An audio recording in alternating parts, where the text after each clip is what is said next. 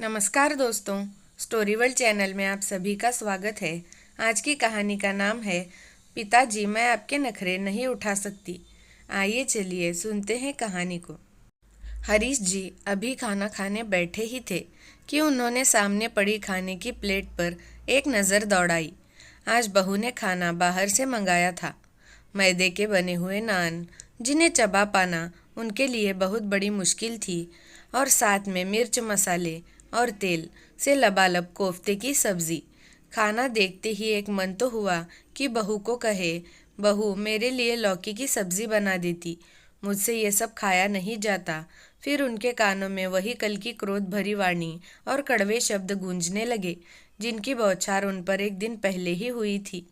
अभी कल की ही बात थी जब हरीश जी ने अपने बहू से कहा था, बहू खाने में मिर्ची बहुत ज़्यादा है, तुम्हें कितनी बार कहा है कि खाने में ज़्यादा मिर्च मसाले मत डाला करो, मेरी तबीयत खराब हो जाती है। ये बातें सुनते ही रसोई में खाना बनाती हुई बहू गुस्से में तिलमिलाती हुई बाहर आई और बोली, बाबूजी आपको तो मेरे बनाए खाने में नुक्स निकालने के अलावा और कोई काम है ही नहीं। कभी कहते हो खाने में नमक ज़्यादा है, कभी कहते हो मिर्च मसाले ज़्यादा हैं, और कभी कहते हो कि सब्ज़ी में तेल ही तेल है। और इन सब से भी आपका मन नहीं भरता तो सूखी रोटी का रोना रोने बैठ जाते हो। मेरे पास इतना समय नहीं है कि मैं सबकी अलग अलग फरमाइश पूरी कर सकूं। जो मिलता है चुपचाप उसी को खा लीजिए। बहू की इन अपमानजनक बातों का कड़वा घूंट पीकर हरीश जी ने चुपचाप वही खाना खाने में ही भलाई समझी। बैठे बैठे हरीश जी के मस्तिष्क में उनकी दिवंगत पत्नी शांता की यादें हिलोरे खाने लगी। उनके साथ बिताए हुए पल हरीश जी को किसी सुनहरे सपने से कम प्रतीत नहीं होते थे। जब भी कुछ खाने में मुझे पसंद नहीं होता था तो झट से मेरे लिए दूसरी सब्जी बनाकर हाजिर कर दिया करती थी। उसके हाथ का बनाया कम मिर्च मसाले का खाना भी बेहद स्वादिष्ट और पौष्टिक होता था। कितना ख्याल रखती थी वो मेरा। पर वक्त का सितम ऐसा हुआ कि सोचते सोचते उनकी आंखों से जर्जर आंसू बहने लगे। हरीश जी अब सेवानिवृत्त हो चुके थे और अपने इकलौते बेटे राजेश और बहू निकिता के पास रहते हैं। बेटी मनीषा की शादी हो चुकी है। ताउम्र धन कमाकर बच्चों की परवरिश पर खर्च करने में लगा दी, ये सोचकर कि बुढ़ापा आराम करने के लिए है। लेकिन उनकी पत्नी क्या गई, उनकी तो जैसे जिंदगी ही चली गई। परिवार में कोई ऐसा सदस्य नहीं था जो उनके एकाकीपन को दूर कर पाता। पत्नी के जाने के कारण जो खालीपन पैदा हुआ था उसके कारण उनका चेहरा मुरझा गया था। लेकिन उस मुरझाए हुए चेहरे की लकीरें और ज़्यादा गहरी हो जाती थी जब बहू का उपेक्षापूर्ण व्यवहार उनके दिल को छलनी कर देता था। और स्नेहहीन बेटे से इतना भी ना हो पाता कि उनके पास बैठकर प्यार के दो मीठे शब्द ही बोल पाए। 12 साल का एक पोता है, लेकिन उसे भी अपने दादा से कुछ खास लगाव नहीं है। होता भी तो कैसे, आखिर बेटा भी तो माता पिता के नक्शे कदम पर ही चलेगा। जैसे तैसे खाना खत्म करके अपने कमरे में चुपचाप बैठे हरीश जी ने अपने बेटे के आने की आवाज़ सुनी तो लाठी टेकते हुए बाहर आए। बेटा, मेरी पेंशन तो आ गई होगी, इस बार के पेंशन के पैसे मुझे दे देना। राजेश ऑफिस से थका हुआ आया था, लेकिन पेंशन की बात सुनते ही जैसे बिजली सी कौंध गई उसके शरीर में। क्या पिताजी, हर महीने पेंशन की रट लगाए रहते हो? हमने क्या कमी रखी है आपकी ज़रूरतें पूरी करने में, जो आपको पेंशन के पैसों की ज़रूरत पड़ गई? नहीं बेटा, वो मेरी तबीयत कुछ ठीक नहीं लग रही थी, सोचता हूँ डॉक्टर को दिखा कर आऊँ। यदि तेरे पास कुछ समय हो तो कल मुझे ले जाना। पिताजी, आजकल मैं बहुत ज़्यादा बिजी हूँ, थोड़े दिन रुक जाइए, अभी पैसों की तंगी भी चल रही है। मेरी तनख्वाह मिल जाएगी तब मैं आपको डॉक्टर के पास ले चलूँगा। 2-4 दिन यदि दवाई नहीं खाई तो कुछ नहीं बिगड़ने वाला। बेटा, दरअसल कल से मुझे सांस लेने में तकलीफ़ हो रही है, अगर हो सके तो कल ही डॉक्टर के पास ले चलो। पिछली बार जब डॉक्टर को दिखाया था तो कोलेस्ट्रॉल बढ़ा हुआ था। डॉक्टर ने घी तेल का परहेज करने को कहा था और वो तो मुझसे हो न पाया। इतना सुनने की ही देरी थी कि निकिता तुरंत बाहर आ गई। हाँ हाँ पिताजी, अपनी बीमारी का ठिकरा भी अब मेरे ही सिर पर फोड़ देना। बिना बोले सब कुछ आपको आपके सामने हाजिर हो जाता है। इतने भर से भी आपको संतुष्टि नहीं मिली जो आप आपके इनके सामने मेरी शिकायतें भी करने लगे हो। और आप भी मेरी बात ध्यान से सुनिए। अकेली जान होते हुए मैं सारे घर का काम संभालती हूँ और ऊपर से आपके पिताजी का बोझ अलग। इसके बावजूद अगर मुझे ये बातें सुनने को मिलेंगी तो मैं ये घर छोड़कर अपने बेटे को लेकर अपने मायके चली जाऊंगी। निकिता ने राजेश से कहा। हरीश जी एक आशा भरी नज़र से अपने बेटे की ओर देखने लगे। शायद उनका बेटा उनकी तरफदारी करेगा, लेकिन अपनी पत्नी को डांटना तो दूर, राजेश जी से एक शब्द भी उनके सामने नहीं निकला। निकिता की ये बातें सुनकर बाबूजी के दिल में तीर की जैसी चुभ गई। वे सोचने लगे शायद ये सब उनके भाग्य का ही दोष है। जब यही बेटा बीमार होता और हमारे पास पैसे नहीं होते थे तो पड़ोसियों से भी पैसे उधार लेकर मैं कई कई किलोमीटर दूर जाकर इसके लिए दवाई ले आता था। और आज यही बेटा है अपने बीमार पिता को बोझ समझकर जैसे तैसे झेल रहा है। सोचते हुए भी उदास होकर अपने कमरे में चले गए। रात को सभी लोग सो गए, लेकिन उनकी आंखों में जरा सी भी नींद ना थी। रोज रोज का अपमान उनसे अब सहन नहीं हो रहा था। सोचते हुए उन्होंने कुछ फैसला ले लिया। अगले दिन जब बेटा राजेश सैर करके लौटा तो देखा बाबूजी एक हाथ में लाठी और दूसरे हाथ में अपना बैग लिए तैयार खड़े हुए थे। ये क्या बाबूजी, कहाँ जा रहे हो आप? अपने बेटे के प्रश्न पर हरीश जी चेहरे पर गंभीरता लिए बोले। हाँ बेटा, मैंने तय कर लिया है अपनी बची कुची जिंदगी मैं इज्जत के साथ जीना चाहता हूँ। अभी इस बुढ़ापे को मैं बोझ बनकर नहीं काट सकता। मैं आज ही मनीषा के घर जा रहा हूँ। लेकिन बाबूजी, वो तो गुस्से में निकिता ने यूं ही बोल दिया था। आपको भी मालूम है ये तो उसकी आदत ही है। नहीं बेटा राजेश, मुझे लगता है कि मैं तुम दोनों के लिए बोझ बनता जा रहा हूँ। और वैसे भी मैं नहीं चाहता कि मेरे कारण बहू घर छोड़कर चली जाए और तुम्हारी गृहस्थी खराब हो जाए। मेरे बैंक की पासबुक और चेकबुक तुम्हारे पास होगी, वो मुझे दे देना ताकि मैं अपनी पेंशन के पैसे तो निकलवा सकूं। पेंशन की बात सुनकर राजेश हड़बड़ा गया और बाबूजी को फिर से मनाने लगा, परंतु राजेश के लाख मनाने पर भी हरीश जी नहीं माने। आखिर मैं थक हार कर राजेश को पिताजी की चेकबुक और पासबुक देनी ही पड़ी। अपने कमरे के दरवाजे में खड़ी निकिता अपने चेहरे पर मुस्कान के साथ सब कुछ देख रही थी और मन ही मन ये सोचकर राहत महसूस कर रही थी कि कुछ दिनों के लिए बाबूजी से छुटकारा मिला। उधर राजेश को बाबूजी के जाने से ज़्यादा इस बात का दुख हो रहा था कि बाबूजी के जाने के साथ साथ उनकी पेंशन भी चली जाएगी। इस बात को जब एक महीना बीत गया तो एक दिन निकिता के मायके से फ़ोन आया कि उसके भतीजे का जन्मदिन है, तो इसी उपलक्ष्य में उन्होंने जागरण करवाने का सोचा है। निकिता के भाई ने कहा, निकिता, साथ समय बिताए हुए बहुत दिन हो गए हैं, तुम 2 दिन पहले ही आ जाना, साथ में बैठकर गपशप करेंगे। निकिता ने बड़ी खुशी से सारी तैयारियां करना शुरू की, ये सोचते हुए कि अब तो बाबूजी का बोझ भी सिर पर नहीं है। निकिता और राजेश ने 2 दिन पहले जाने का प्रोग्राम बना लिया। एक टैक्सी करके निकिता और राजेश अपने बेटे के साथ उसके मायके जाने के लिए निकल पड़े। निकिता को मन ही मन डर लग रहा था।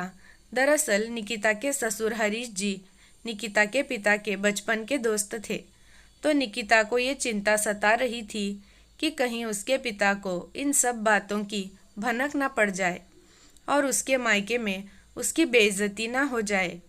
जब वो लोग घर पहुँचे तो उन्हें आया देखकर सभी लोग बहुत खुश हुए। निकिता के परिवार में उसके मम्मी पापा और उसके 2 बड़े भाई और भाभियां हैं। दोनों भाइयों का एक एक बेटा था। निकिता और राजेश माँ पिताजी से बातें करने लगे तो पिताजी ने कहा, 2 दिन पहले ही हरीश कुमार जी से मेरी बात हुई थी।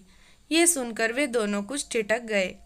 फिर निकिता ने चेहरे पर फीकी सी मुस्कान बिखेरते हुए कहा, अच्छा क्या बात हुई थी? बेटा, उनका हालचाल जानने के लिए फ़ोन किया था तो उन्होंने बताया कि बच्चे उनकी दवाई से लेकर खाने पीने तक का पूरा ध्यान रखते हैं, तो अब सेहत सुधरने लगी है। सच बताऊं तो कलेजे को ठंडक पड़ गई ये बातें सुनकर। ये बात सुनते ही निकिता और राजेश एक दूसरे को देखने लगे। उनके चेहरे पर शर्मिंदगी के भाव आ गए। माँ पिताजी के साथ थोड़ी देर बातें करके निकिता अपने भाभियों से बातें करने लगी और रसोई घर में चली गई। दोनों भाभियाँ खाने की तैयारियों में जुटी हुई थी, पर निकिता ये देखकर हैरान थी कि सब्जी 2 बर्तनों में पकाई जा रही थी और खीर भी 2 अलग अलग पतीले में रखी हुई थी। ये देखकर निकिता ने बड़ी भाभी से पूछा कि एक ही सब्जी 2 बर्तनों में क्यों पकाई जा रही है और खीर भी अलग अलग बर्तनों में क्यों पड़ी है। तो भाभी ने कहा कि मम्मी पापा तेल की चीज़ों से परहेज़ करते हैं और उनकी उम्र को देखते हुए हम उनके लिए कम तेल मसाले की सब्ज़ी अलग से बना लेते हैं, और पिताजी को डायबिटीज़ की भी परेशानी है, तो इसीलिए शुगर फ्री डालकर अलग से खीर बनाई है। अपनी भाभीयों की ये बात सुनकर निकिता को बड़ी हैरानी हुई और वो बोली, लेकिन भाभी, आप इतना सब कुछ कैसे कर लेती हो? अरे इसमें क्या हुआ, हमारे बड़े बुजुर्गों का ध्यान हम नहीं रखेंगे तो कौन रखेगा? भाभी की बात निकिता के दिल को छू गई, लेकिन मन ही मन उसे अपने द्वारा अपने ससुर जी के लिए किया गया व्यवहार याद आने लगा। वो सोचने लगी, डायबिटीज़ के मरीज़ तो मेरे ससुर जी भी हैं, लेकिन हमसे कभी उनके लिए शुगर फ्री भी नहीं खरीदी गई। बेचारे बाबूजी फीकी चाय पीकर ही गुजारा कर लेते थे। निकिता मन ही मन शर्मिंदा होने लगी। फिर सोचने लगी, कोलेस्ट्रॉल बढ़ा होने के कारण यदि बाबूजी कम घी तेल का खाना बनाने को कहते थे तो इसमें गलत क्या था? उनकी इन छोटी छोटी ज़रूरतों को भी मैं पूरा ना कर सकी, इसके लिए भी उन्हें मैंने इतनी बातें सुना दी। लानत है मुझ पर। बीमार और बूढ़े बाबूजी केवल मेरे कारण अपने मन को मार कर जीने पर मजबूर हो गए। निकिता अपने ही विचारों में खो गई। इसके बाद तो उसे पता ही नहीं लगा कि उसकी भाभियाँ क्या क्या बातें कर रही थी।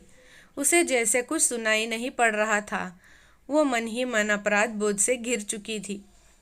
सोचने लगी कि शुरू शुरू में जब वो शादी करके अपने ससुराल गई थी तो उसके ससुर जी उससे कितनी अच्छी तरह से बातें करते थे।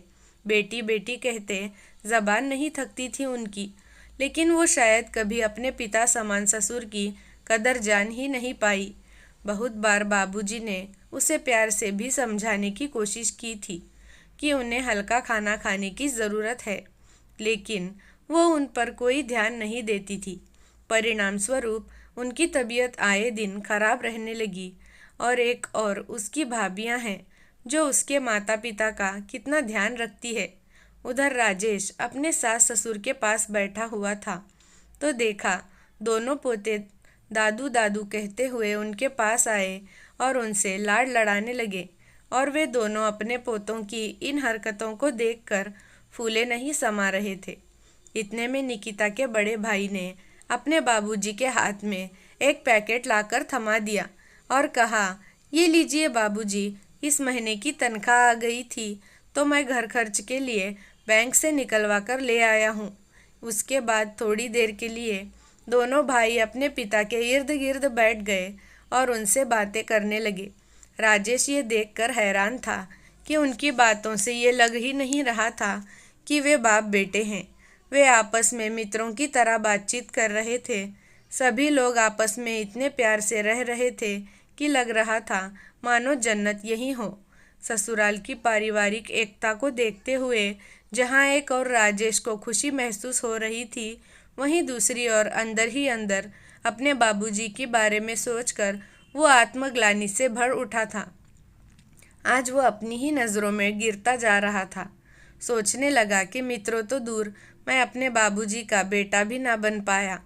यहाँ ये लोग अपनी तनख्वाह लाकर बाबूजी के हाथ में रख देते हैं और दूसरी ओर मैं अपने बाबूजी के पेंशन के पैसे भी उनके पास रहने नहीं देता था। माँ के जाने के बाद मेरे बाबूजी अपना हालचाल कहने के लिए भी तरस जाते थे, लेकिन मैं उनके पास एक पल के लिए भी प्यार भरी बातें करने के लिए नहीं बैठा। और तो और हमने तो उनके पोते को भी उनसे दूर रखा, ये जानते हुए भी कि वो कितना अकेला महसूस कर रहे होंगे। मैंने उनकी कोई परवाह नहीं की। आज स्वयं को अपने अपराधी जानकर उसकी अंतरात्मा उसे धिक्कार रही थी। आज उसे अपनी गलती का एहसास हुआ था कि उसने अपने पिताजी का दिल दुखाकर कितना बड़ा पाप किया है। उस घर में 2 दिन रुककर उन लोगों ने जाना कि बुजुर्गों के साथ कैसा व्यवहार किया जाता है। बुजुर्गों के अनुभव रूपी खाद से परिवार रूपी बगीचा किस तरह फल फूल सकता है। अगले दिन सुबह जागरण खत्म होते ही जैसे ही राजेश और निकिता कार में बैठे, दोनों के मुंह से एक ही बात निकली, आज बाबूजी को लेने जाना है। और दोनों एक दूसरे के चेहरे की तरफ देखने लगे। पश्चाताप की आग में जलते हुए उन दोनों की भावनाएं आंसुओं के रूप में आंखों से छलकने लगी। राजेश की बहन मनीषा का घर वहां से आधे घंटे की दूरी पर था, तो सुबह सुबह ही राजेश अपनी पत्नी और बेटे के साथ उसके घर पहुंच गया। मनीषा उन्हें अचानक देखकर हैरान हो गई, लेकिन अगले ही पल अपने भाई के आंखों में आंसू देख वो जान गई कि वे लोग किस लिए आए हैं। मनीषा उन्हें आदर सहित अंदर ले आई, लेकिन राजेश ने देखा कि बाबूजी कहीं नजर नहीं आ रहे थे। राजेश और निकिता चारों ओर अपनी नज़र दौड़ाने लगे, तो इतने में मनीषा ने कहा, अरे भैया, बाबूजी तो तुम्हारे जीजा जी और बच्चों के साथ पार्क में सैर करने गए हैं। क्या बाबूजी सैर पर जाते हैं? ये आदत कब से पड़ गई उन्हें? मेरा मतलब है, उनके तो कमर में दर्द रहता था ना। राजेश हैरानी से बोला। तभी मनीषा हंसते हुए बोली, दरअसल भैया, तुम्हारे जीजा जी स्वास्थ्य को लेकर कुछ ज़्यादा ही सचेत रहते हैं, तो उनके साथ साथ बाबूजी भी अपने स्वास्थ्य का ध्यान रखना सीख गए हैं। अब तो वो कई किलोमीटर पैदल चल लेते हैं। आलम यह है कि कोई और जाए या ना जाए, बाबूजी सुबह 1 घंटा ज़रूर घूम कर आते हैं। अब तो पार्क में उनके कुछ हम उम्र दोस्त भी बन गए हैं, जिनके साथ वे रोज़ सुबह थोड़ी देर हंसते बतियाते हैं और ठहाका लगाते हैं। बातें करते करते मनीषा सबके लिए चाय बना ले आई। सब लोग चाय पी रहे थे, तभी हरीश जी दामाद और बच्चों के साथ घर लौट आए। बाबूजी को देखते ही दोनों बेटा बहू खड़े हो गए और उनके पांव छूकर आशीर्वाद लेने लगे। बाबूजी ने पुरानी बातों को नज़रअंदाज करते हुए उन्हें खूब आशीर्वाद दिए। उन्हें देखकर राजेश और निकिता हतप्रभ हो गए थे। उन्होंने ट्रैक सूट और स्पोर्ट्स शूज़ पहने हुए थे, लेकिन हैरानी की बात तो ये थी कि वो बिना लाठी के ही तेज़ी से चल पा रहे थे। वाह दादाजी, आप तो बहुत हैंडसम दिख रहे हो। आज तो आप पापा के बड़े भैया लग रहे हो, पोते ने हैरान होते हुए कहा। तो सब लोग ज़ोर से हंस दिए। अच्छा बेटा, दूर से आए हो, ये बताओ क्या खाओगे? बाबूजी ने कहा।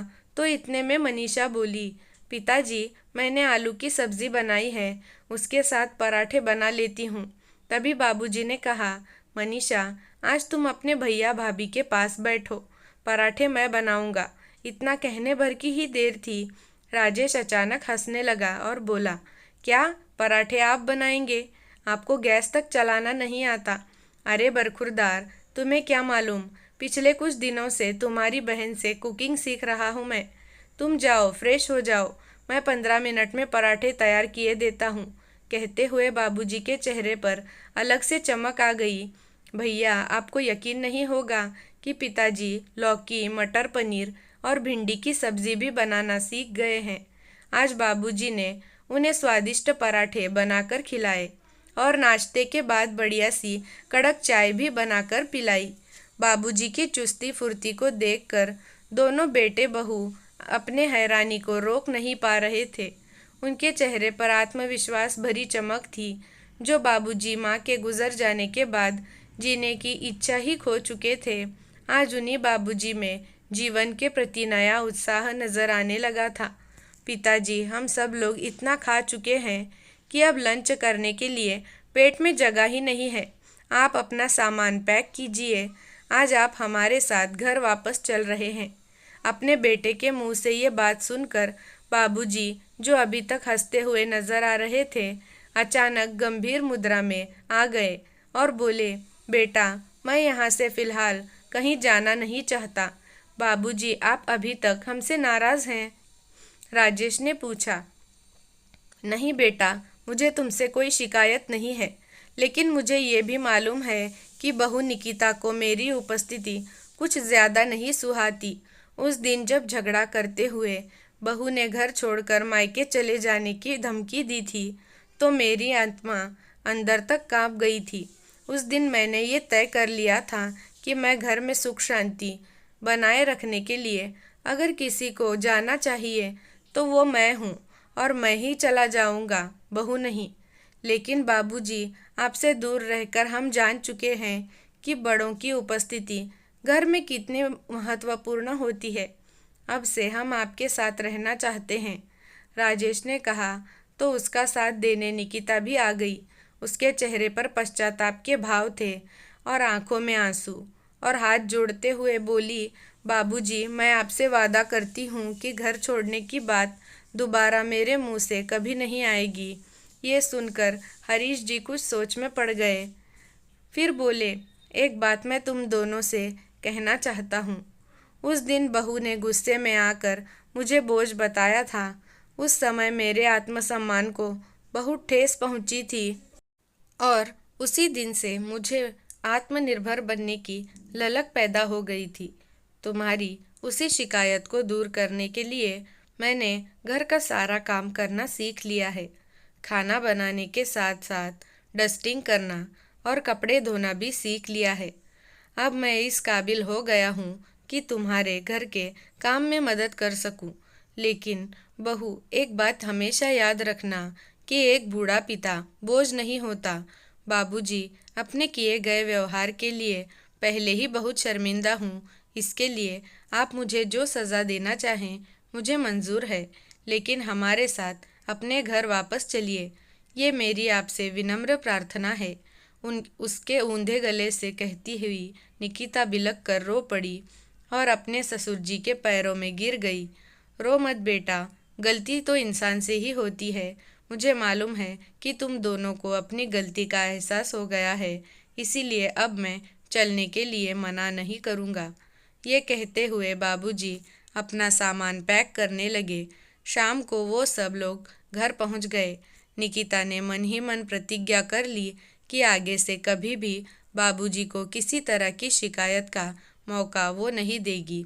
राजेश को भी एहसास हो चुका था कि पिताजी की जिम्मेदारी केवल उसकी ही है, इसीलिए आज उसने भी ठान लिया कि वो बाबूजी के पेंशन के रुपयों को हाथ भी नहीं लगाएगा और उनकी ज़रूरतों को भी अपने कमाए हुए रुपयों से ही पूरा करेगा। अगले दिन सुबह बाबूजी सैर करने के लिए पार्क जाने को तैयार हुए। देखा, उनका बेटा और पोता दोनों स्पोर्ट शूज़ पहने हुए हॉल में बैठे उनका इंतज़ार कर रहे थे। दादाजी, आज से हम भी आपके साथ सैर करने चलेंगे। पोते के मुंह से ये बात सुनते ही हरीश जी आज खुद को धन्य महसूस कर रहे थे। उनके चेहरे पर मुस्कान दौड़ गई और जोश दुगना हो गया। रसोई घर में आज पनीर की सब्ज़ी के साथ साथ लौकी की सब्ज़ी भी बन रही थी। आज घर में लड़ाई झगड़े की आवाज़ के स्थान पर हंसी की आवाज़ गूंज रही थी। दोस्तों, हमें अपने बुज़ुर्गों का ख्याल खुद ही रखना चाहिए, जिससे उनको खुशी मिले और उनका जीवन बढ़ जाए, ना कि हमें उनके साथ दुर्व्यवहार करके, उनके जीवन को कम करके, उनका अपमान कर कर उनका दिल दुखाना चाहिए। क्योंकि आज वो बूढ़े हुए हैं तो कल हम भी बूढ़े होंगे। इसका ख्याल रखते हुए हमें अपने बुज़ुर्गों का ध्यान, मान, सम्मान रखना चाहिए। आपको ये कहानी कैसी लगी कमेंट करके ज़रूर बताना। वीडियो अच्छी लगी है तो वीडियो को लाइक, शेयर और मेरे चैनल को सब्सक्राइब कर देना। धन्यवाद।